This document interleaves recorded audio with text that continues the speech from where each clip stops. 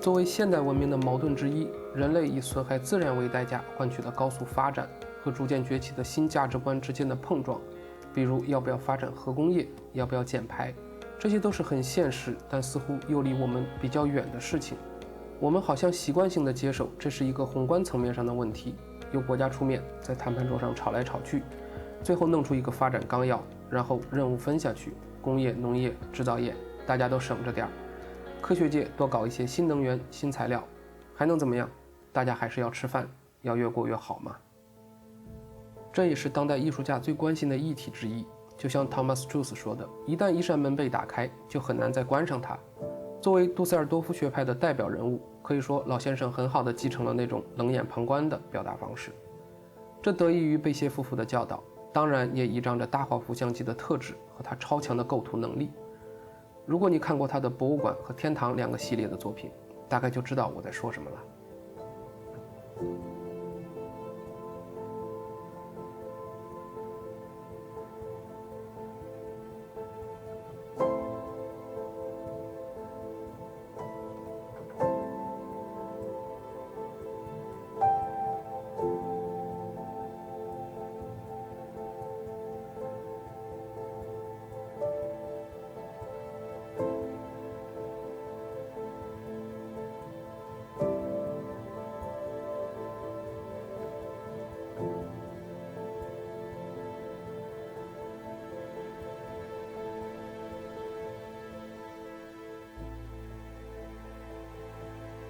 表面上看，像 Thomas Truth， 也包括罗伯特·亚当斯、古斯基这样的大艺术家，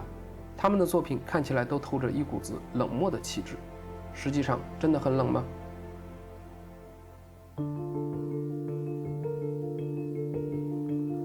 从2008到2017的10年间，这个勤奋的德国人跑过了欧洲、美洲、亚洲和中东地区。我猜也是动用了一切可以动用的资源，才得以进入像航天中心、外科手术室、核聚变实验室等常人很难进入的地方，拍摄了大量不为人知又让人叹为观止的景象。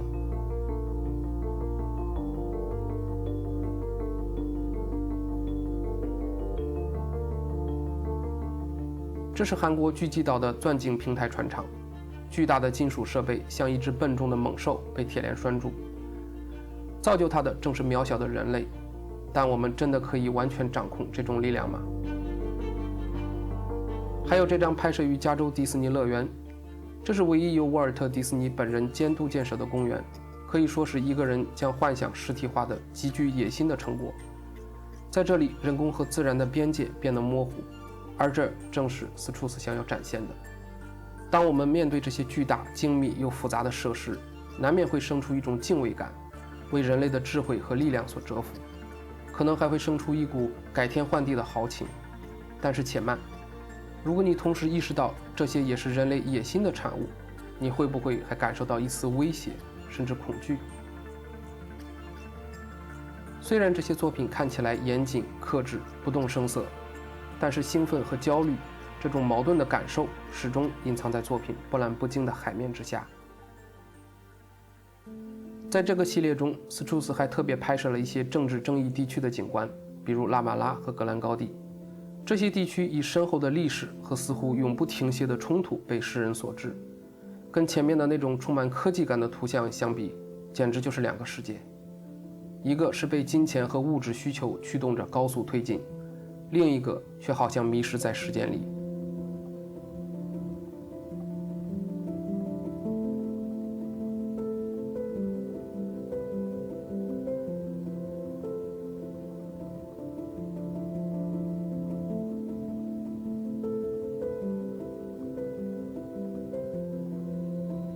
也许这就是作者想要提醒观众的，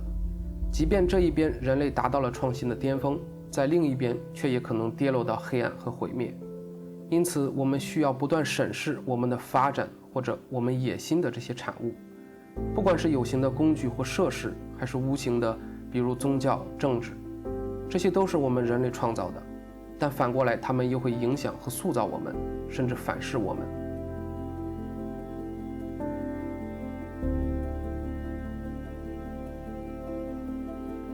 那么从微观上讲，在我们的生活中是不是也存在类似的情况呢？比如我们是不是过度依赖手机，以至于一旦离开就会变得魂不守舍、寂寞空虚。再比如工作中，如果你不幸成为了一颗螺丝钉，那想必也是很痛苦的。甚至在人际交往中，人也有被当成工具的风险，比如那什么 PUA， 这些都是工具对人的塑造，我们要警惕。所以说，其实人家不冷，而且还真是很关心人类呢。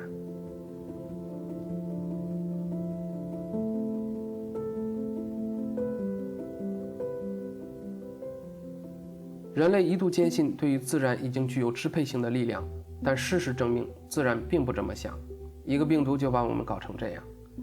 下面这位摄影师就是试图站在自然那边替他们说说话的。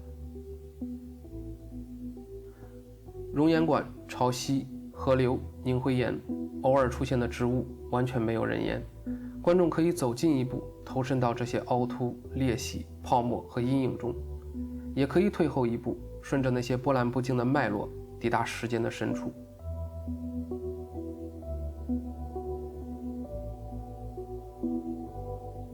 这是 Ron Jude 在2018年发表的作品12赫兹，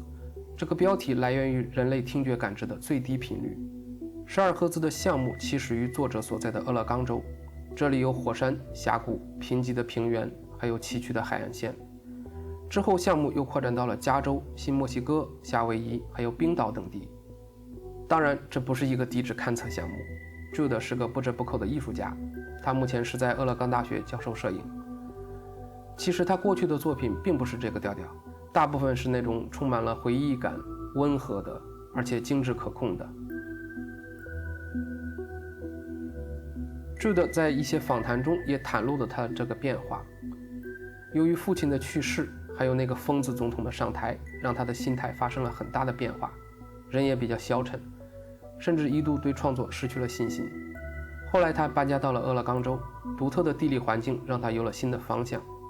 他开始用相机去探索比人类境遇更大的东西，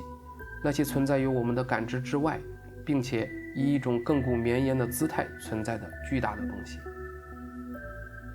这些照片深沉黑暗，从地质板块构造到海洋潮汐，再到森林的生长和死亡，像一部不断演变的侵蚀编年史，暗示着那些古老、混沌且不被约束的力量。正是在这些原始的材料中，生命的出现才成为可能。人类倾向于把世界当作我们可以控制的东西，自打人类存在起，改变世界就好像成了一个责任。但是这种盲目的自我中心主义，在非人类世界或者说宇宙看来，其实根本不 care 的。这么说，站在人的角度来看，这部作品其实还蛮冷酷的，非常美，但是有点冷。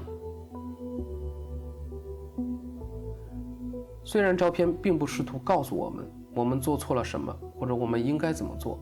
他们没有道德化的谴责说教，也没有叙事化的引导，只是试图描述或者说模拟出我们看不见但却一直存在的变化。但正是这种漠然的对立，能让观众为之一振，继而可能意识到，应该是有一个更宏大的世界吧，而人类世界只是运行在其中的一小部分。作为一个物种，我们对潜在的危机应该有敏锐的意识，像无节制的消耗、愚蠢又没有意义的争斗，这些只不过就是把下一个深渊带到眼前。